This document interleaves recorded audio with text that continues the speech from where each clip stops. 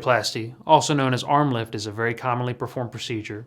This is typically performed in the operating room under general anesthesia.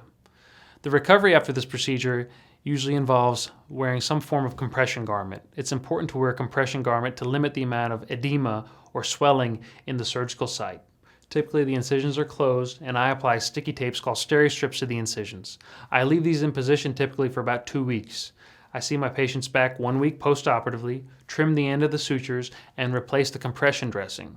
It's very common for my patients to have more swelling in their forearms after the surgery, and often what's happening is patients are not wrapping their forearms and their upper arms. So I have my patients wrap their forearms starting at their wrist and then wrap all the way up into their upper arm to help milk the edema out of their extremity. In addition, I also want them to avoid keeping their arms flexed like this and actually keep them straight and elevated to help with swelling to come back to their body and not stay in their hands or their forearms. After this, at about 4 to 6 weeks, I have them resume normal physical activities such as aerobic activities and weightlifting and cardio activities. And typically these patients are very happy.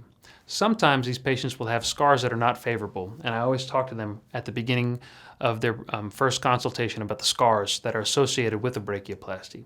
Every once in a while, we may have to revise those scars. What that entails typically is doing something under local anesthesia where you remove the scar and then close it and give them a fresh, hopefully thinner incision.